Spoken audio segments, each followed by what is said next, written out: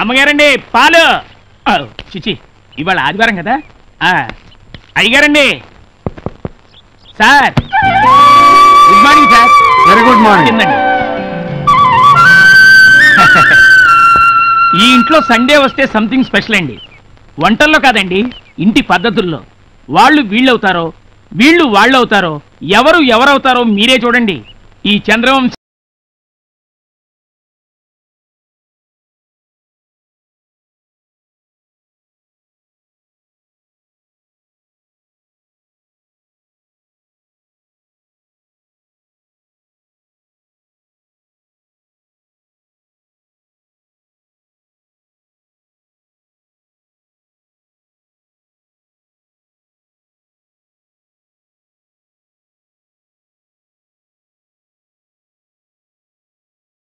Coffee.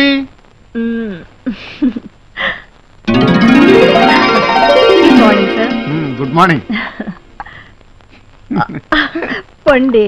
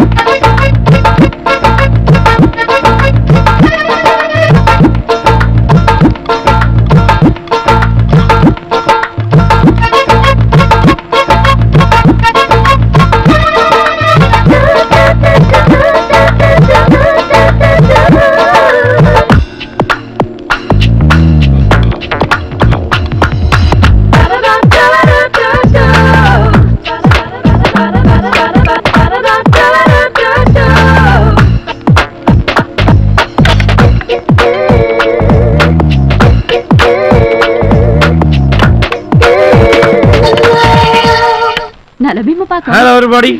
అటు కాదురా ఇటు. Ready ready ready dosa ready. వదిన ఈ రోజు సండే స్పెషల్ ఏంటో తెలుసా?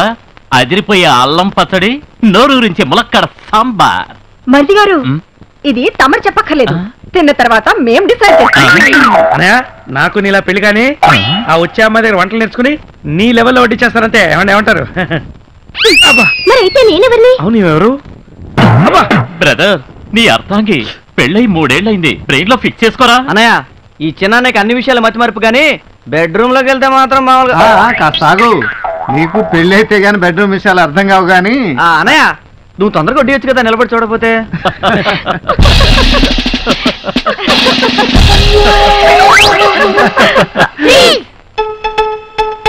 టిఫిన్ చేసేటప్పుడు ఫ్రీజ్ ఏంట్రా? ఈరోజు మాకు అసలు విషయం తెలియాలి. ఏంట్రా మీకు వచ్చిన అంత పెద్ద డౌట్? సరే త్వరగా అడగండి, టిఫిన్ చల్లారిపోతుంది. మేము పుట్టినప్పటి నుంచి గమనిస్తున్నాం, సండే వస్తే చాలు డాడీలు మమ్మీలు అయిపోతున్నారు. మమ్మీలేమో కళ్ళ మీద కాలేసుకుని డాడీలు లాగా కూర్చుంటున్నారు. ఎందుకు? డౌట్ క్లియర్ అయ్యే వరకు మీరు ఇలాగే ఫ్రీజ్ అయి ఉండాలి. అమ్మో చాలా పెద్ద డౌటే వచ్చిందే. ఓకే ఓకే, ఫ్రీజ్ రిలీజ్ చేయండి, చెప్తాం. ఓకే పెద్దనాన్న, మీ ఒక్కరికే ఫ్రీజ్ రిలీజ్. అమ్మయ్యా. నా క్వశ్చన్కి ఆన్సర్ చెప్పండి. ఈ రోజు మీకు స్కూల్ ఉందా? నో, ఈరోజు సండే హాలిడే. ఏం చేస్తారు మీరు ఈ రోజు? హ్యాపీగా ఆడుకుంటాం. ఈ రోజు సండే కాబట్టి మాకు ఆఫీస్ లేదు, మీకు స్కూల్ లేదు. హ్యాపీగా గడపడానికి వారానికి ఒక్కరోజైనా సెలవు ఉంది మనకి. మరి మమ్మీలకి ఎక్కడ ఉంది సెలవు? అవును పాప, మమ్మీలకి ఈ రోజు సెలవు లేదు. అందుకే ఈ ఒక్కరోజు మమ్మీలు చేసే పని డాడీలు చేశారనుకో, మమ్మీలకే దొరుకుతుంది సెలవు. గుడ్ ఐడియా పెద్దనాన్న. Good morning. Good morning sir. Good morning. Good morning sir. Good morning. Hello. Okay, it's all right. Yes sir, ఇది మనం కొత్తగా లాంచ్ చేయబోయే Chandra TV project report sir. ఇవి మనల్ని అప్రోచ్ చేసిన యాడ్ కంపెనీ వివరాలు సార్. సార్, మన ఈ కొత్త ప్రాజెక్ట్ లో పెట్టుబడి పెట్టడానికి విదేశాల నుంచి కూడా చాలా మంది ఇంట్రెస్ట్ చూపిస్తున్నారు సార్. Very proud. సార్, మనం టీవీ మీడియా లేకంటే వార్త చాలా సెన్సేషన్ క్రియేట్ చేసింది సార్. Is it? 280/140. ఏంటి బీపీ ఎంత పెరిగింది? ఆ ధర్మరాజు వాళ్ళు టీవీ రంగంలో కూడా మనకు పోటీ వస్తున్నారన్న మాట. ఏమిటేమిటి మీతో పోటీయా? ఎంత పెద్ద జోకు! అయ్యగారితో పెట్టుకుంటే కుప్పకూలిపోతారు. మీ అనుభవం ఎక్కడ, బచ్చగాళ్ళు ఎక్కడ?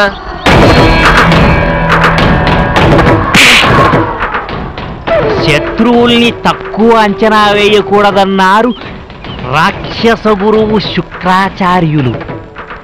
ధర్మరాజు వాడి తమ్ములు సామాన్యులు కారు, సమర్థులు.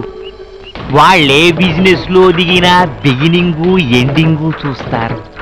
అలాంటి వాళ్ళ అంతు చూడటం అంత తేలిక కాదు. దానికి పద్మ వ్యూహం లాంటి వేసి కొట్టాలి.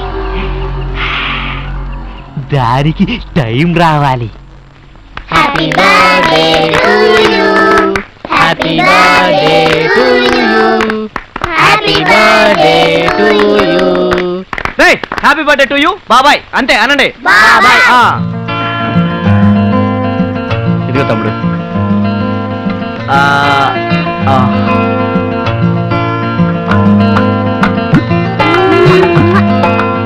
పిల్లలు అందరూ రండి. హరి, నువ్వు కూడా దీపం వెలిగించి నీ మీద మాకున్న ఆశలన్నీ నెరవేరాలని దేవుడికి దండం పెట్టు. రా, తీసుకో.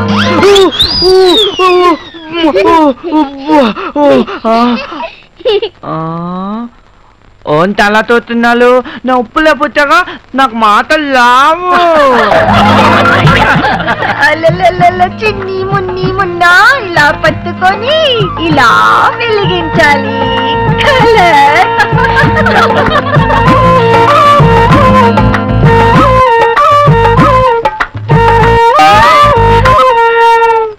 శీఘ్రమేవ కళ్యాణ ప్రాప్తిరస్తు.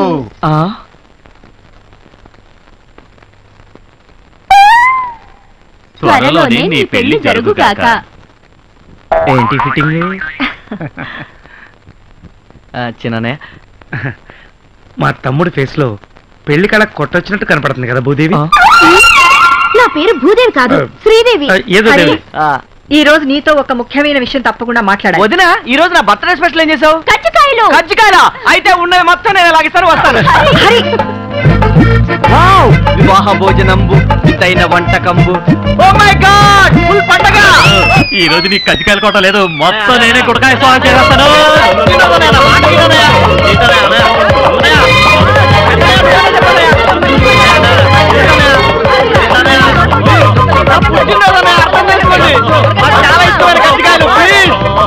ఏమ్మా, కజ్జికాయలు చూస్తుంటే నోట్లో లాలాజలం ఊరిపోతుందా? ప్లీజ్ అన్నయ్య, ఇవ్వనయ్య. పెద్దదిన బంగారు చేతులతో చేసిన అన్నయ్య, అమృతంలా ఉంటాయి. ఇవ్వనయ్య ఒకటి ప్లీజ్ అన్నయ్య. నో పెద్దనే నువ్వనే చెప్పనయ్య. అసలు ఆ కజ్జికాయలు ఎత్తుకెళ్ళమని ప్లాన్ ఇచ్చిందేనేనరా, ఇప్పుడు ఇమ్మని ఎలా చెప్పను? ఓకే, నీకు కజ్జికాయలేగా కావాల్సింది. అవునదినా, నేను అడిగింది నువ్వు చెప్పేస్తే నీకు కావాల్సింది నీకేమని చెప్తాను. అడగండి, చెప్పేస్తాను. Very good. చెప్పేస్తానని కమిట్ అయిపోయాడు కదా. హరిశ్చంద్రుడు అన్న మాట పైన నిలబడతాడు. అడిగేసే వదినా, అడిగేసే. ఓకే, పెళ్లికి అన్ని ఏర్పాట్లు చేశాం కదా, పెళ్లి వద్దని ఎందుకంటున్నావో చెప్పు. అది తర్వాత చెప్తాను కదా. త్వరగా చెప్పరా, ఈ కజ్జికాయలు చూస్తుంటే నా కడుపులో డోలు మోగిపోతోంది. నీ కడుపును పడతా చెప్పాలి. ఆగండి. వీడి ప్రాబ్లం ఏంటో నాకు అర్థమైంది. ఎందుకు వద్దన్నాడు మర్చిపోయి ఉంటాడు పాపం. మర్చిపోయేది మీరు బాబు, నేను కాదు. మరైతే ఎందుకు చెప్పబోయే బాబు? ఈ రోజు కనుక చెప్పకపోతే ఎవ్వరం ఏమీ తినం. చెప్పేదాకా అందరం నిరాహార దీక్ష చేస్తాం. అన్నయ్య, ఆ కజ్జికాయలన్నీ ఆయనకి ఇచ్చేసాయి, మొత్తం తినేస్తాడు. మనం ఉపవాసం ఉందాం. అంత మాట అనొద్దుదినా. మరైతే పెళ్ళెందుకు వద్దంటున్నావు చెప్పరా. ఆప్యాయతలతో, అనురాగాలతో, ఆనందాలతో, నవ్వులతో కళకళలాడుతూ ఉండే ఇల్లు ఎప్పటికీ ఇలాగే ఉండాలని, నా పెళ్లితో అవన్నీ దూరం కాకూడదని. అంటే నా పెళ్ళై కొత్త కోళ్ళు ఇంట్లో అడుగు పెడితే మనందరికీ మనశ్శాంతి లేకుండా పోతుందంటానయ్య. కష్టాలు, కన్నీళ్లు ఆ అమ్మాయితో పాటే కాపురానికి వచ్చేస్తాయట. మనందరం దూరం అయిపోతా ఉంటానయ్య. అందుకే మిమ్మల్ని అందరినీ వదిలి నేను ఉండలేనన్నయ్య. పిల్లల్ని వదిలిని, మిమ్మల్ని అందరినీ వదిలి నేను భరించలేనన్నయ్య. అందుకే నాకు ఈ పెళ్ళక్కర్లేదు. ఇదంతా ఎవరు చెప్పారా నీకు? జ్యోతిష్కుడనయ్య. జ్యోతిష్యుడా? భూకంపం వస్తే పడిపోతుందేమోనని భయపడి ఇల్లు కట్టుకోవటం మానేస్తావా? ఆడకూతురు ఇంట్లో అడుగు పెడితే లక్ష్మీదేవే వచ్చిందని మురిసిపోయే వంశం రా మనది. ఎవరో వచ్చి విడగొడితే విడిపోయేంత పెడిచైన వంశం కాదు ఈ చంద్రవంశం. ఈ అన్నయ్య మీద నీకేమాత్రం గౌరవం, అభిమానం ఉన్నా నువ్వు ఈ పెళ్లి చేసుకుంటున్నావు అంతే.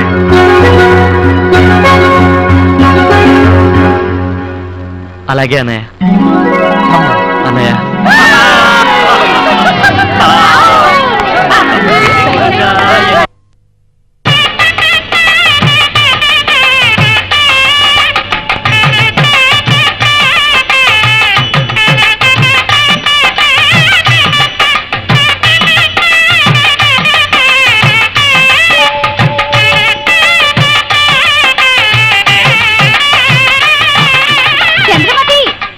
చంద్రమతి రావే. నీ నెత్తికెళ్ళే పట్నం మొగుడు వచ్చేసాడే చూడు. ఏమిటింత హడావిడి మామయ్య గారు? ఎందుకింత ఖర్చు చేస్తున్నారు? ఉన్నది ఒక్కటే కూతురు కదండి. అంటే ఇంకో కూతురు ఉంటే ఇందులో సగమే ఖర్చు చేసేవారా? చిన్నల్లుడు గారు మహాశిల్పండి. ఇదిగో బాబా, ఇంకో కూతురుంటే తప్పనిసరిగా దాన్ని నీకే కట్టబెట్టుండే. నేను నీ కూతురు లాంటి దాన్ని కదా. కుర్రాడు బాగున్నాడు, పనిలో పని పసుపాడు కట్టించేసి. అంటే చమత్కారానికి సీరియస్ గా అంటేనా? ఏంటి మామయ్య గారు పంచి ఎత్తి పట్టారు? ఉత్తినే గాలాడుద్దని. గాలాడాలంటే ఓ కైతాన్ ఫ్యాన్ తెచ్చి అక్కడ కట్టుకోవచ్చుగా.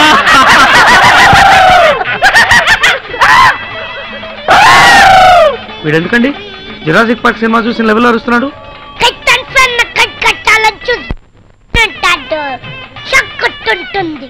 ఇప్పుడు అర్థమైంది నాకు.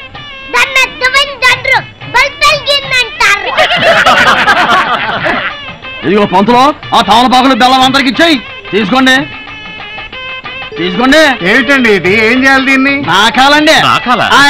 బెల్లం నాకుతూ గడపలో అడుగు పెడితే శుభప్రదం అండి. పైగా తరతరాలుగా ఇది మా సంప్రదాయం అండి. మొన్నేదో పెళ్లికెళ్తే తేనె నాకమన్నారు. అది వెస్ట్ గోదావరి పెళ్ళండి, ఇది ఈస్ట్ గోదావరి పెళ్ళండి. ఆడ తేనె నాకిస్తారు, ఈడ బెల్లం నాకిస్తారు. అయితే ఈ బెల్లం నాకించే సాంప్రదాయమే కరెక్ట్. మా కులదైవం తిరుపతి వెంకటేశ్వర స్వామి కూడా లడ్లు, వడలు, పులిహార, పొంగలు, దద్దోజనం ఎన్ని ప్రసాదాలు చేసినా బెల్లమే నైవేద్యంగా పెడతారు. అందుకేనండి అందరూ మనస్ఫూర్తిగా బెల్లం నాకుతూ లోపడుగు పెట్టండి. రండి, పోదండి.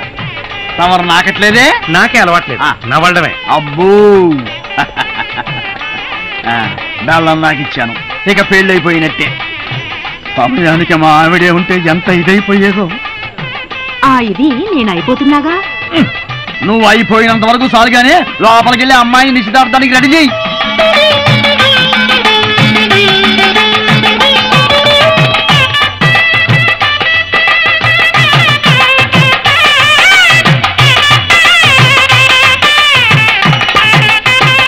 అయ్యా, తాంబూలాలు పుచ్చుకునే ముందు అది ఇది అప్పుం పప్పు అమ్ముం బొమ్ము అనుకుంటే బెటర్ గా ఉంటుంది. అది ఇది అంటే ఏంటి? అదేనండి, కట్నాలు కానుకల గురించి వరదాకా మనం ఏమీ మాట్లాడుకోలేదు కదా, అది కూడా ఓ మాట నేసుకుంటే గొడవ ఉండదు కదా అని. చూడండి, మీకు ఇంతకు ముందే చెప్పాను, కొండలలో నెలకొన్న కోనేటి రాయుడు మా కులదైవం. మావన్నీ స్వామివారి పద్ధతులే. కొండల్లో నెలకొన్న కోనేటి రాయుడు అన్న పాట రాసింది అన్నమయ్య. అంతవరకు ఐడియా ఉందండి. కానీ తమరు చెప్పేది కొంచెం అర్థమయ్యి అర్థం కాక కథ తమరన్నయ్య మరి చెప్పండి. వెంకటేశ్వర స్వామి కూడా తన కళ్యాణాన్ని కట్నం తీసుకోలేదు కదా, అదే మా పద్ధతి. కట్నం తీసుకునే వాళ్ళ మా దృష్టిలో గింగిరిగాళ్ళు. ఆడపిల్లలందరూ కలిసి అలాంటి అల్లులను తొక్కిపడేయాలి. ఇది మా సిద్ధాంతం. ఇది నాకు కూడా మీరు కట్నాలు లాంఛనాలు అన్నారనుకోండి, గొడవలు అయిపోతాయి. కానీ ఒక మాట అండి, ఆల్రెడీ మా అమ్మాయి కోసం మేము చేయించిన నగానట్రా తీసుకోకపోతే నిజంగానే గొడవ అయిపోతుంది. అట్టగాని ఆ సాకు ఈ సాకు పెట్టుకుని అమ్మాయిని పిలిపిస్తూ ఆలస్యం చేశారంటే గొడవలు మీద గొడవలు అయిపోతాయి. అబ్బో ఇదేదో గొడవగానే ఉంది. ఇట్లాంటి చిన్న చిన్న వాటికి కూడా గొడవ పెట్టుకుంటారా ఏందండి? గొడవ అంటే అంత ఆత్రం ఎందుకండి? మీ అమ్మాయి కోసం అటు చూసి ఇటు చూసి మా మరిది గారికి కళ్ళు నొప్పులు పుడుతున్నాయి, అందుకని. అవునవును, ఇంకా లేట్ చేస్తే మా మరిది గారు కొత్త టైప్ లో ఏదైనా గొడవ చేసేస్తారు. అవును. ఆహా, పెళ్లిలో గొడవలంటే ఇలా ఉండాలి. మా ఆవిడే ఉంటే ఈ గొడవలు చూసి ఎంత ఇదైపోయి ఉండేదో. నేను చూస్తున్నాను కదా. నాకు దగ్గర ఇంకోసారి పంచెత్తారంటే కైతాన్ ఫ్యామిలీ కాదు, కడప నుంచి బాంబులు తెచ్చి అక్కడ కడప. ఏమండి, ఇంతకీ మీరు అమ్మాయిని పిలిపిస్తారా, మంత్రాల పేరుతో బాంబులు ఎత్తి గొడవలు చేయమంటారా? తమరికి అంత సీన్ లేదు కానీ 2 నిమిషాల్లో గంధపు చెక్క లాంటి మా అమ్మాయి ఇలా వచ్చేస్తుంది. Be ready. అరే చిన్నాడా, వీడియో కెమెరా స్టార్ట్ చేసి పెట్టుకో. మొట్టమొదటి షాట్ శుభప్రదంగా అమ్మాయి మీద తీయాలి. అవును, ఏడి వీడు